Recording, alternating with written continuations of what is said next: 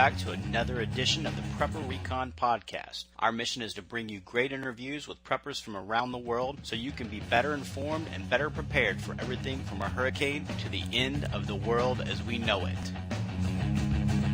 This episode is brought to you by CampingSurvival.com. Whether your plan is to bug out or bug in, CampingSurvival.com has all of your preparedness needs, including bug-out bags, long-term storage food, water filters, gas masks, and first aid kits. Check them out online today at CampingSurvival.com. Be sure to enter coupon code PrepperRecon for a 5% discount on your entire order. Today's guest is Glen Tate, author of the 299 Days book series. Glen, thanks for coming on the show.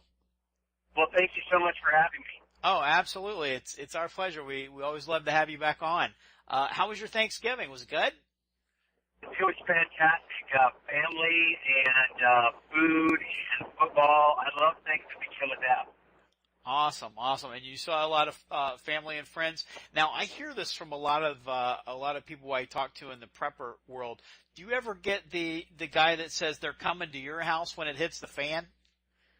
Not at a Thanksgiving dinner setting, because I wouldn't have anybody over that was like that. It's funny you bring this up because it's a pretty serious topic. I put up a post on my website, 299days.com, that actually got a lot of attention and notoriety and perhaps some attention I didn't really want.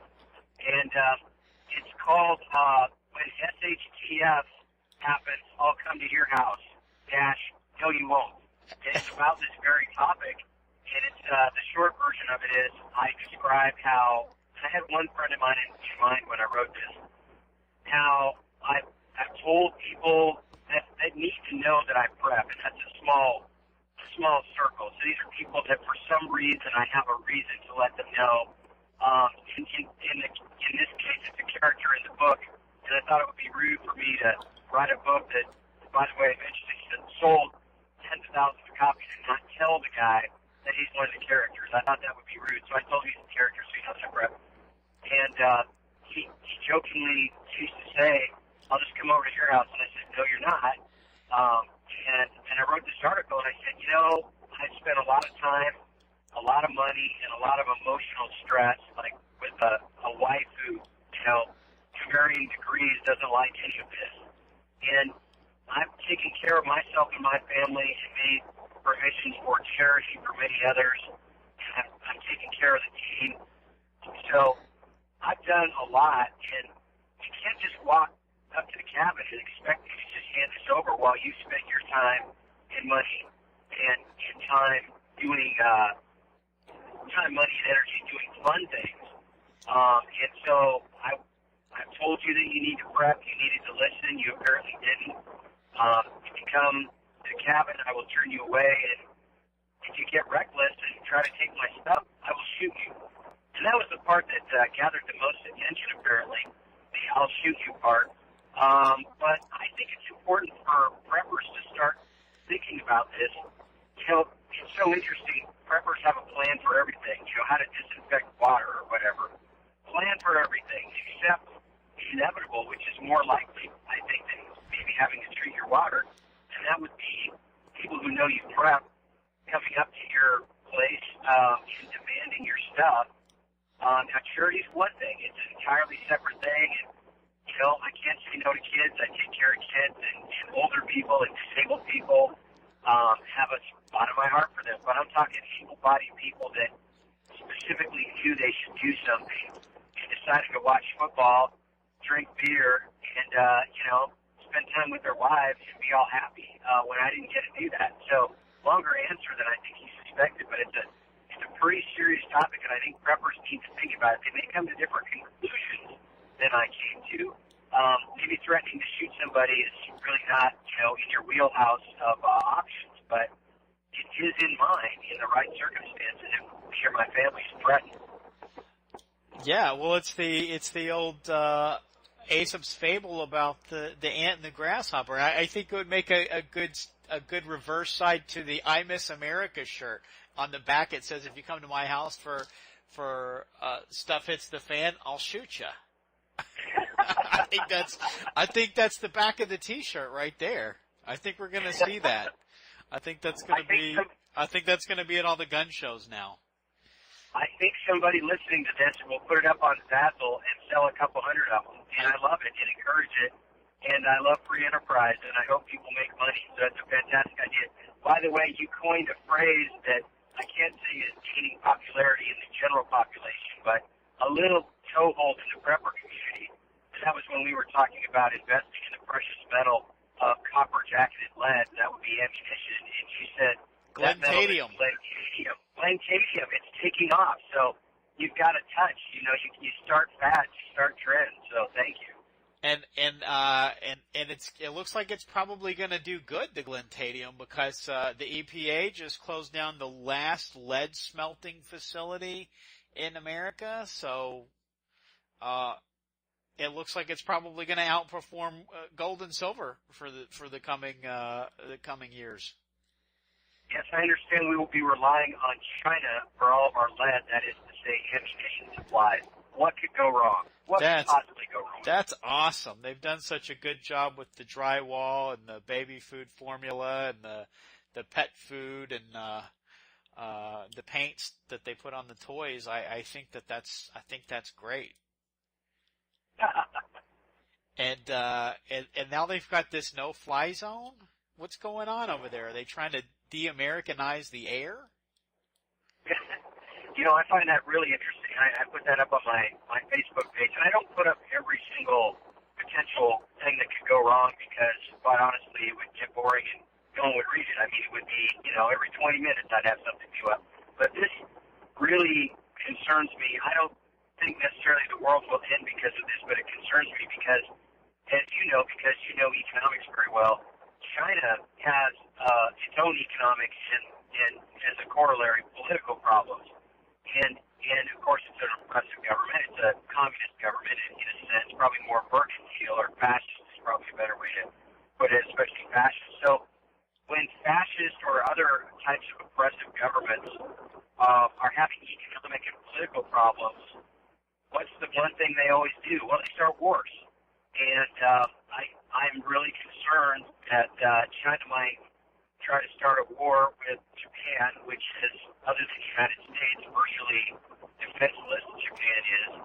The United States, of course, has a treaty and bases and a bunch of other ties to Japan. And so I assume the United States would have to fight China if China tried to take a Japanese island. I don't know that America would actually do anything because I don't think America has the ability to do anything. I don't think America has the ability to fight China right now, for example, over Asia. Obviously, China invaded the United States, but I think it's very, very unlikely, so I don't really think about it much. Obviously, that'd be a different story. But, the Chinese have put up a sort of a, I don't know, no-fly zone might be not exactly what it is, sort of a, China's claiming to control the airspace over an island that Japan sees as its. It's Japan's island. And so, we've got U.S. As of this morning, the U.S. was sending more military assets to Japan to detect submarines, which, you know what that means. I mean, there's obviously a lot of military activity going on around those islands.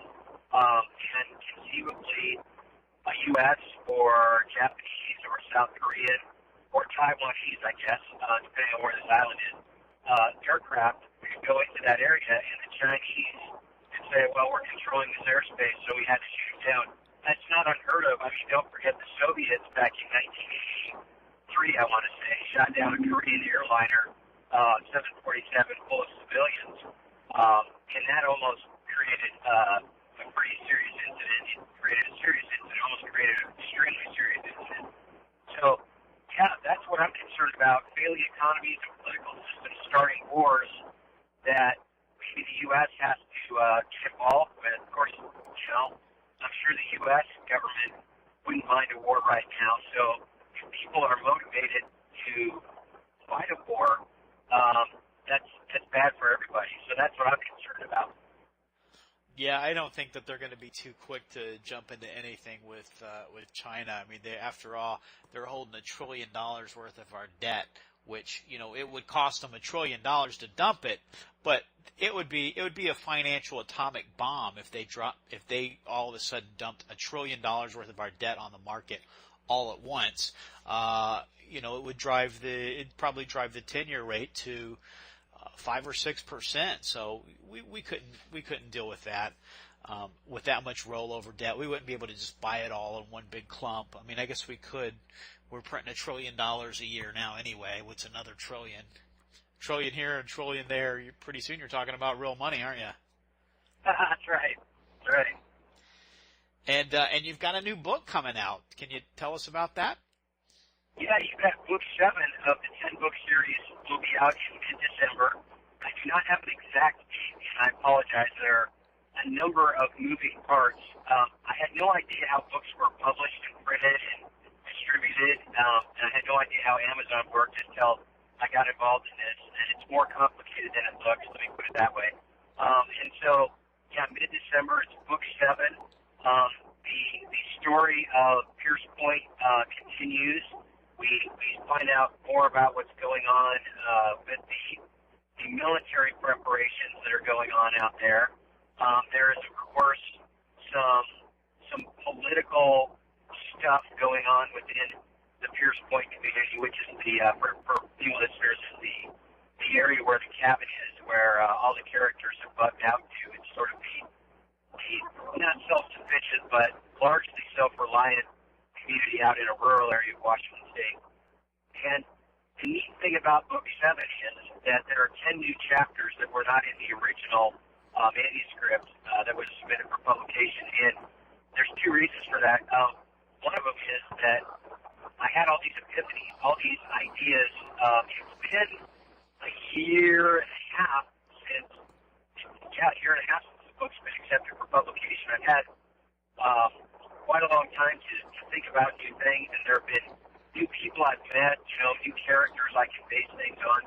So in one of the chapters in particular is called Todd and Chloe. It's about, I think, it speaks to men in particular who are afraid to prep because their bias will get mad. I can relate to this. This is really about me, sad but true, and about coming to that decision where you have to do something. It's not the typical storyline that you're thinking of that is predictable. It's unpredictable because it's reality. In any event, it just came to me. I was in a hotel room in Denver, and at 3 in the morning, I sprang out of bed, and about 4 or 5 hours later, I needed some coffee, and I realized I've written this chapter. So there's new chapters, characters that were introduced a little bit, or in some cases were discussed somewhat in previous books, now are expanded upon. There's a few brand new characters, but they all fit in with what's going on. And we get some dispatches from other parts of the country and other parts of the world, really, to find out what's going on elsewhere, which is one of the things I tried to focus really on what was happening with the people, the main people involved, and that by necessity means looking at what was happening in the Olympia, Washington area of Western Washington. But now we're going to get some more national dispatches. So Book 7 continues. We find out what happens with the helicopter raid on Pierce Point, and that's a twist you're not going to see coming. And I also think it's realistic, which is cool, because the neat thing about these books, in my opinion, and yes, I'm biased, is that instead of being cheesy, predictable comic book, Hollywood pattern sort of things, these things are, in my view, far more real, and things aren't clear-cut in reality, and so the plot lines aren't what you would expect if you were expecting a zombie movie or something like that. So it's going to be great. And then the book ends.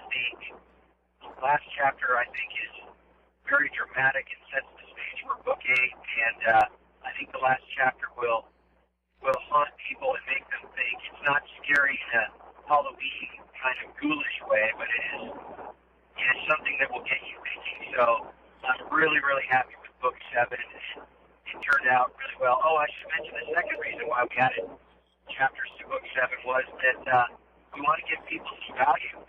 Book 7, as originally delineated, was a little bit short for my liking and for the publisher's license. So I had the time, and I had some great chapter ideas that fit in, and so we added more, and just really, really happy with it. So I bet people like it. Oh, very cool. So we're all looking forward to that. Now, I've gotten bombarded with questions from listeners that are begging me to ask you. Are you related to the Duck Dynasty guys? Because we're seeing this picture floating around the internet with this with Glen Tate with this very, very handsome beard, and it stands to reason that you may be related to the Duck Dynasty guys. It does stand to reason, because with 310 million people, the odds are pretty good I'd be related to any one of them. No, I'm just kidding. But no, the red beard, that's funny stuff. That is a $6.50 beard from a Halloween costume supply place, and it's what I have to wear to break up my facial features when I do pictures. See, because I never really thought I'd get out and about. I mean, you got to remember, we talked about this when we spoke the first time. I didn't think anyone would read these books. I just sort of did it on a lark, and I was surprised as anybody else. So I didn't think I'd be out in public, and the one time I've been out and wearing a beard was at an Oath Keepers rally, which was fantastic this summer in Idaho, and I had the amazing honor of introducing Stuart Rhodes, the founder and president of Oath Keepers, which was magnificent. I'm a libertarian, so I don't have a lot of, kind of idols and everything. I'm an independent person and all of that, but Stuart Rhodes constitutes an actual hero in my book, and so to introduce him was amazing. So that's why I had to wear the beard, and it's so obviously a fake beard that it looks completely goofy on me, but I think that kind of makes it fun. It highlights the fact that I can't really show my face and can't really be identified, but I'm not going to take myself so seriously that I hire some Hollywood makeup artist to do something, because I have $6.50. I don't have Hollywood makeup money. So that's what I did with that. So the Duck Dynasty shit, that makes me laugh.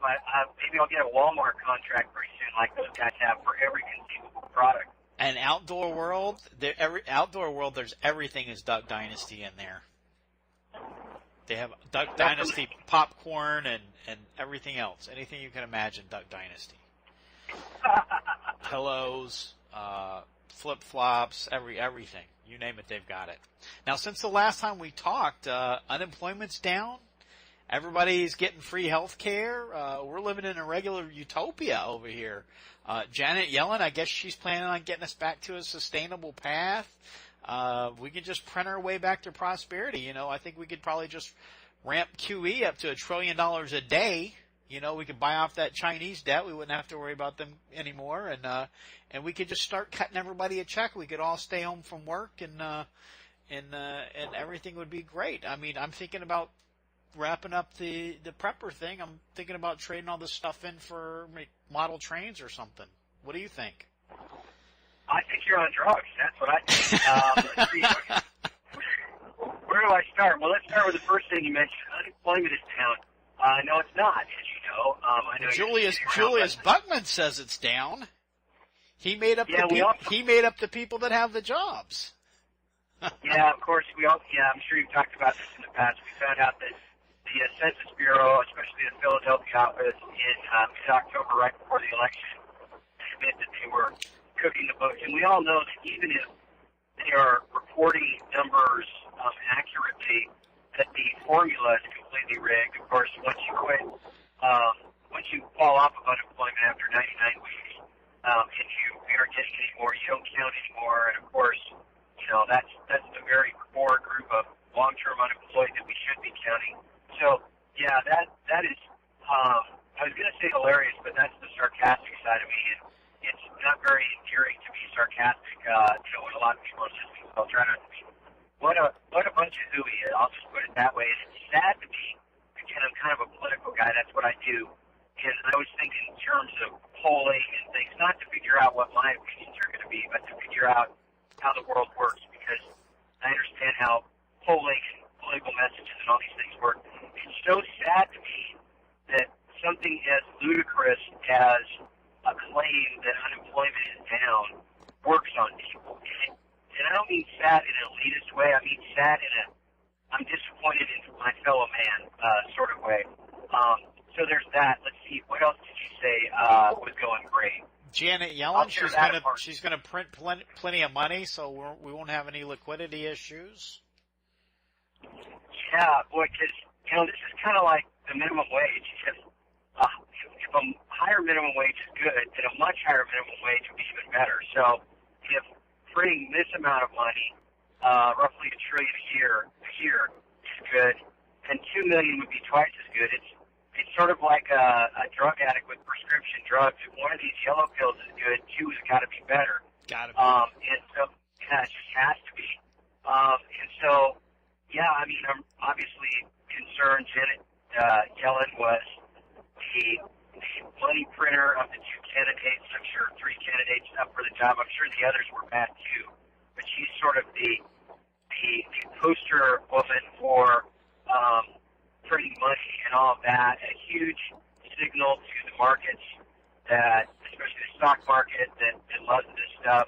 The banks that love this, printing of money and parking all their overnight deposits at the Fed and getting paid for nothing, literally nothing, getting paid with fake money or storing fake money for short periods of time somewhere. Boy, if you could actually have an economy that worked on that, we could all quit our jobs. So that's, disappointing but completely predictable. When these things happen like this, I sit back and just kind of nod and say, okay, stuff's on schedule. There's nothing that tells me in any of this news that my framework for what I think is coming is mistaken.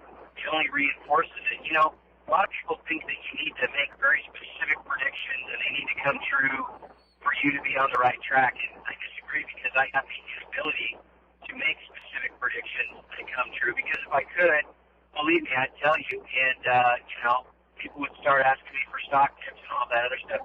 But I think that if you're generally right, that still counts because the standard of precise predictions is not really realistic. So, much like you, all of my general predictions are coming true. And I don't consider myself in a small, elite, prophetic category by coming up with these things. I mean, anyone who listens to your podcast and simply doesn't listen to the mainstream media and believe everything can easily come to these conclusions. So there's no magic to this. Yeah, well, just in case Janet's not able to get us back to full employment, and just in case we do actually see some type of a hyperinflationary event from the tripling of the money supply over 4 or 5 years, and just in case it doesn't turn out that everybody's going to be able to get free health care, maybe we should start thinking about prepping. And one of the things that I think you've wrote about a lot in the book, and you've talked a lot about on some of the programs, is your bug out location. And I think that you've pretty well thought that out, the process and what you need to have and where it should be and that kind of thing. I know that you said in one of our previous interviews that you actually inherited yours, which is, that's a real blessing from God. But I'd like to get some tips from you for the other folks out there that may be looking at everything that's going on, and whether it's China or Janet Yellen or healthcare.gov or whatever the threat is that's concerning them. They can start thinking about where they can go, because I don't know if all of this stuff goes wrong, the cities might not be a really good place to be. So maybe to start out, where do we start when we're looking for a bug out location? Well, that's a great question. My preference, and I have to say that this is my preference, and this doesn't work for everybody. It varies a lot based on the geographic region of the country you're in. I guess internationally, I mean, if you have international listeners, I'm sure you do. Many of these same principles would apply in other countries. So things will vary, and I don't want to come across like this is the one way to do it, because as you mentioned, I got really lucky. By the way, I appreciate you acknowledging that God did that because I fervently believe that. So if you didn't say it, I would have. So you beat me to it. But so I don't consider that to be a typical situation. But my theory is to get a place that's outside of the city, but not so far away that it takes too long to get there. My place is an hour away from where I live. It's not in a rural, it's in a rural area, but it's not in an isolated area. I have neighbors, full-time neighbors, by the way, which is nice to keep an eye on things. They've since become very close friends, and they're fellow preppers and all that. And they came to that conclusion after I told them about the book, and they wanted to read about themselves, and then they started prepping, which I find fantastic. So that's what I suggest is a good thing. I don't know that it needs to be fancy, and people have different budgets. That's a huge, probably a primary consideration. The other thing, and this is often not thought of, but I think it's important. If you can possibly pull it off, I think it's a good idea to have a bug out location that doubles as a fun place to go during peacetime. And I hate to even use a term like peacetime, but it's the only term that comes close to describing what I'm talking about. So it should double in that. The kids should want to go out there if you have kids. Your spouse should want to go out there, which is kind of a bonus. And you should, have that, and so you can also use it for that too. It could be an RV, just a place to put an RV. It's not a great solution for, weeks and months, but it's better than nothing. That's another thing. Don't get hung up on perfection. Something is better than nothing. I put a thing up on my Facebook thing. It was a meme that said, a cabin full of food is better than a hungry castle. And I think that's true. It should be something that you're going to go to, I think, frequently during peacetime. For example, with this 1 hour radius, I go out pretty much every week. Most weekends, at least for a little while, and do a few little things and keep an eye on things and get familiar with it, which I think is important to really use the place. Now, I'm not a fan of distances because that involves freeways, which will just be choked instantly. There are a few percentage points of us in the general population who are tuned into what's going on, and if just those few percentage points of us get on the freeway, it's already clogged. It's amazing. And now I'm talking about the Seattle area highways. I'm sure it's similar elsewhere. On something like Columbus Day, some federal holiday where 3 or 4% of the people are not going to work, the highways are so much more clear and traffic goes down. So we're right at capacity, it seems like, at least, again, in my area. And so just a few people getting on the roads, it's completely done. If you have to go, for example, in my area, if you wanted to go to eastern Washington and go over a mountain pass, go through the Cascade Mountains, good luck with that. If I were a tyrannical government, or I were even a government that was well-intentioned but trying to control movements of population because I was scared of, people leaving the cities where they couldn't be controlled or supplied, depending on how you look at it, I would close down the mountain passes. So think about that. If there are bridges involved, lots of bridges, that's a problem too. All it takes is 2 or 3 Humvees on a bridge, and most people, can't get through it. So I'm a fan of a medium-ish distance for a bug out location. If you want to go to other parts of the country, I'm an enormous fan of the American Redoubt, and a redoubt is a stronghold, a place where a remnant can maintain itself, and that's Idaho, Montana, Wyoming, eastern Washington, eastern Oregon.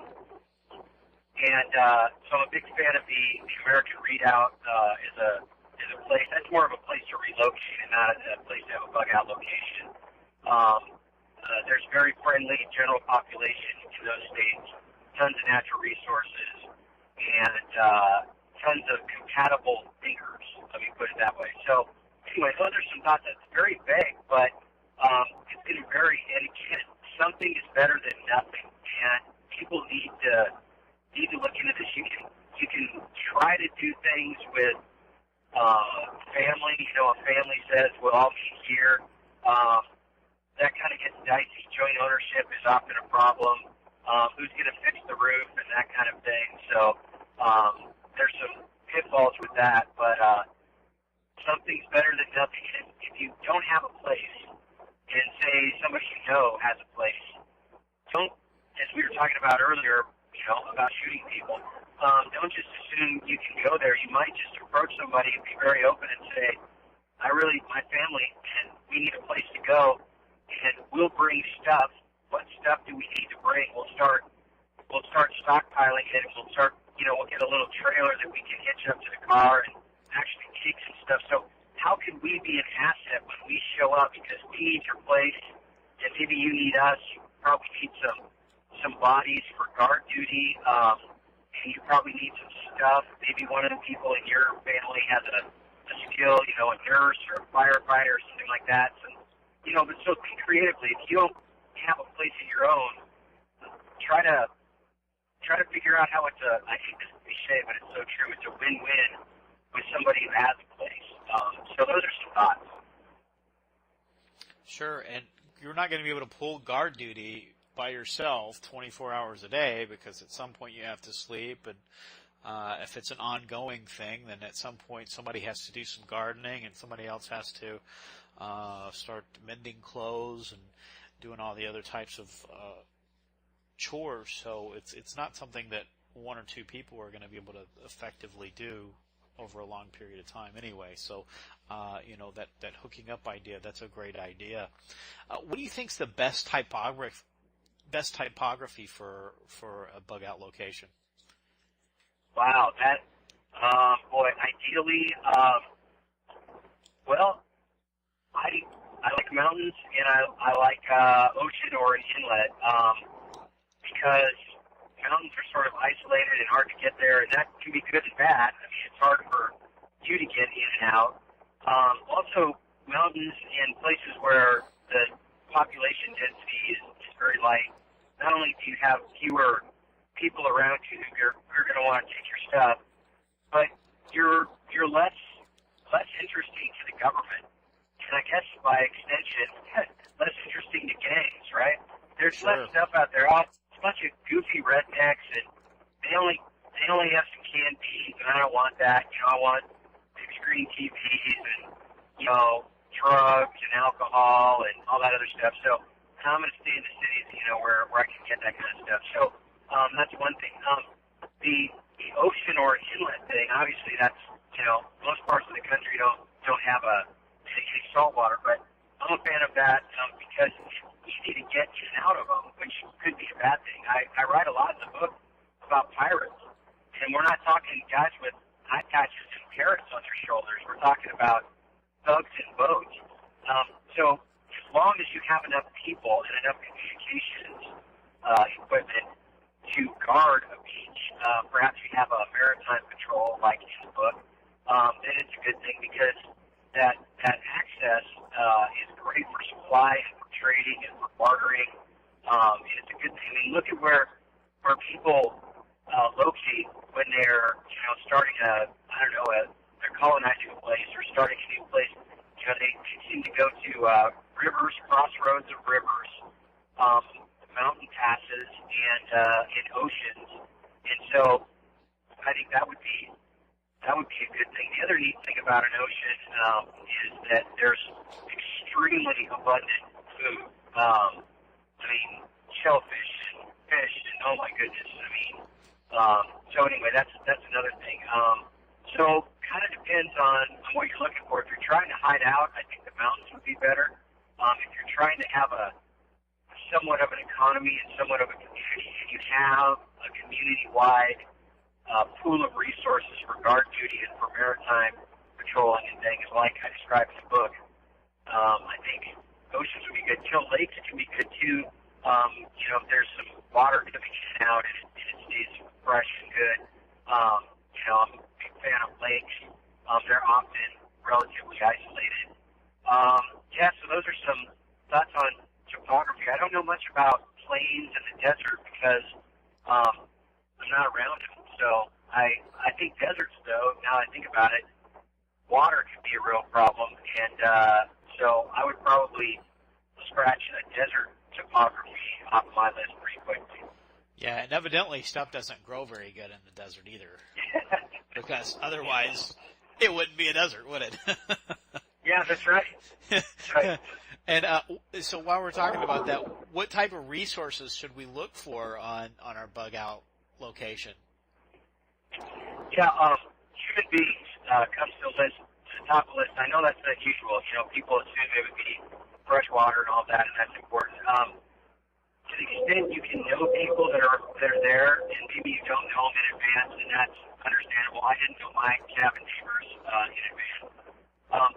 Having people around that you can trust who are like you, and that doesn't mean, you know, everybody's a clone and everything, but generally on the same page. I mean, if you're surrounded by people who are dependent and have an entitlement mentality, obviously that's what you're getting away from in the cities, right? So I think human beings are by far the most important resource to have around. Water is obviously key.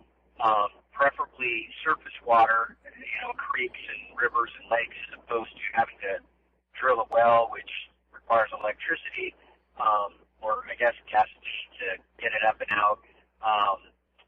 That's important. Let's see. You know, climate. If it's extremely hot and extremely cold, and you have short growing seasons, that's problematic. What would be some other? Are those the sorts of things you're thinking of? Sure, absolutely. So you think that you're always going to be better off in a small community than if you're totally isolated, being 10 miles away from the nearest neighbor? I don't know about always. I think usually you would be better off. And in my vision of the collapse is, you know, it's a partial collapse, and the government is oppressive in the areas it controls, but in all honesty, it's not cartoonishly oppressive like some Hollywood movie. So I think that being in a small community set off sort of near population centers, but not really close enough for the government with limited resources in the population centers to go out and harass you and try to take your stuff. And everything I say about government applies to gangs, which is funny, isn't it? Isn't it? And so anyway, so I'd say usually. Now there could be plenty of scenarios where, you know, if I get this wrong and we have sort of an oppressive government that has all sorts of resources. I mean, maybe they have, you know, a drone with your name on it that's following you around, which I don't really think is happening. But I mean, if you go towards that end of the spectrum where government's very competent and can pull these things off, I think being isolated would be better, because your biggest threat is the oppressive government, and it's not, you know, a lack of antibiotics because you can't go and trade for them. I mean, that's still a problem, but not as much of a problem as an MRAP coming down, you know, your dirt road and shooting up your place. So if it's oppressive government and you are on a list, like you and me are, then maybe isolated is better. And I'm taking a bit of a risk, I guess, being in a place near, you know, a population center. I mean, if the government's really out to get me and they really have the ability to do it, I'm dead anyway. And so I'm not going to freak out and hide in a bunker and go crazy, basically, and live a miserable, paranoid life. I just made that decision that I'm not willing to jettison my life during peacetime for possibilities that could have happened during basically wartime. So, yeah, so it depends on the threat. Now, you never really know when you're planning this, right? You're planning what kind of bug out location you get. You never really know what the threat is going to be with any certainty. So that's a tough one, but it just depends on what you think. Now, there is one disadvantage to the isolated area, and let's use mountains as an example, and that is that if you get gangs run through there and it's just sort of you and your family, it's really hard with limited numbers. I mean, you can have all kinds of natural defenses and fortifications and all kinds of stuff that would, you know, slow down or stop everything short of an infantry unit. And you can obviously motorcycle gangs can't make it, through a bunch of down trees and snipers and all that other stuff. But I know I base a lot of my partial collapse theory and my view of what I think America is going to look like on the events that happened in Argentina in the early 2000s and in Russia in the early 90s. And so I didn't kind of make all this stuff. I'm not that creative, to be honest. I just look at what's happened elsewhere and apply it to America. And one of the things that's mentioned, especially in the writings of Turfall, as you know, from Argentina, I think you've had him on, actually. Yeah, he was one of our. He was like, I think you were like my third or fourth guest, and he was on right after you when we first started the show about 6 or 7 months ago. Yeah, no, I love the stuff he's done, and his blog and his podcast interviews and his YouTube things are amazingly educational because he's been there. And one of the things he talks about is some of the rural areas, the farms in Argentina. They saw the worst of it. I mean, there were horrific things that I'm not even going to talk about that happened out there just because the good people didn't have the numbers. And so think about that. And boy, I want to amplify something you said, and it relates to this. You need people, and they may not have traditional skills. They may not be EMTs or be experts at treating water, and they're still really valuable. This weekend, a family friend of ours has 3 teenage boys. Great guys, great kids. I call them guys. They're really kids, I guess. And I spent a little bit of time with them, and I went out and got them familiarized and actually trained up pretty good on ARs and AKs. And it's guys like that, good, solid kids without sort of traditional skills, but who know how to handle those weapons and are responsible. Those 3 guys are huge in something like this. So don't just be looking at resumes, because I think character is far more important than resumes anyway. And even the resumes go away, because I'll tell you something. There's nothing like a 19-year-old kid with an AK. I'm telling you. Look over the world. Look over world history. 19-year-old kids with AKs, are effective. I'll put it that way. Yep, they're the foot soldiers. And Christmas is coming up, and everybody's got to get pretty much everybody something. So this year, I think everybody should buy everybody in their family something prepper related. And for the ones that still haven't woke up yet, Glen's book series is a great tool to get people thinking, to get their minds thinking about what could happen and why it could happen and what it'll look like after it happens. So, check out Glen's books. We're going to have links to them in today's show notes. We're also going to have links to Glen's website, and get the books so he can get rich and he can quit his day job, and we'll be able to get him on our regular Skype, and we'll have a lot better audio quality, right? Well, then I can trade in my $6 Halloween store beard for some really cool, serious Hollywood makeup stuff. Wouldn't that be cool? Or you can just grow a real dynasty beard.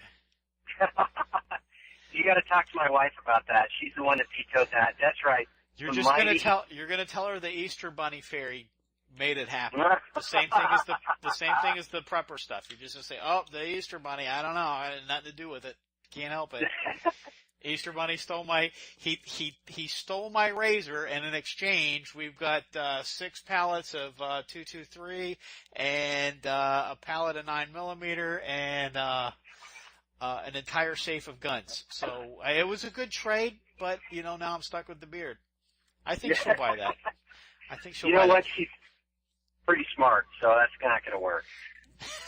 Okay, but tell the folks, we'll have the links in the show notes, but for the folks that are listening on iTunes and Stitcher, can you tell them where they can find you, Glen?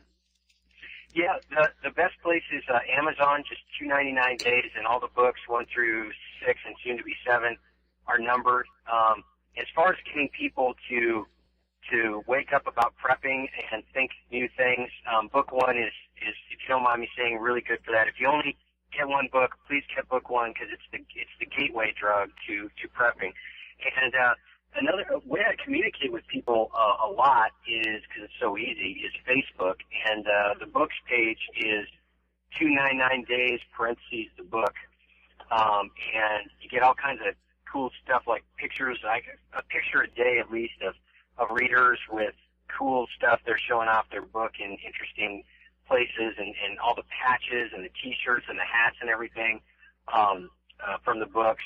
And so that's really, really cool to see how other people are loving this stuff. So I'm a big Facebook fan. And yeah, there's Twitter, but I kind of don't even like Twitter, so I don't even really mention it. But then there's a website where folks can go read that awesome blog about if you come to my house, when it hits the fan, I'll shoot you. What's that? That's right. 299days.com. Awesome. Glen Tate, thanks so much for coming back on the show, and Merry Christmas. Thank you, and Merry Christmas to you too. Hey Preppers and Patriots, my new book, American Exit Strategy, Book 1 of the Economic Collapse Chronicles, is now available in audiobook format through Amazon, iTunes, and Audible. Of course, you can still purchase the Kindle edition or paperback edition through Amazon as well. God-fearing patriots and those who believe in the Constitution will find this near-future dystopian novel to be right up their alley. Those who are looking to be more informed about the potential threat to America's financial stability will learn what to watch for and how to prepare themselves for an economic collapse. In Book 1, America is on the cusp of financial annihilation. Matt and Karen Baer face the challenges of Main Street during a full-scale financial meltdown. Government borrowing and monetary creation have reached their limits. When funds are no longer available for government programs, widespread civil unrest erupts across the country. Matt and Karen are forced to move to a more remote location, and their level of preparedness is revealed as being much less adequate than they believed prior to the crisis. Meanwhile, Paul Randall, a third-party presidential candidate, arises to push back against the welfare and warfare spending that have bankrupted our country. Paul Randall proposes a plan to mitigate the coming hyperinflationary collapse, which is a mathematical certainty. His plan is known as the American Exit Strategy. American Exit Strategy uses survival fiction to take an in-depth look at the real-life politics and economics behind the issues that are likely to trigger a currency collapse or financial meltdown in the near future. American Exit Strategy is a work of fiction until it becomes history. The book is chock full of great prepper tips, and it makes a great Christmas gift for those who are trying to wake up to the need to prepare. Get your copy today at AmericanExitStrategy.com or through Amazon. God bless and happy prepping.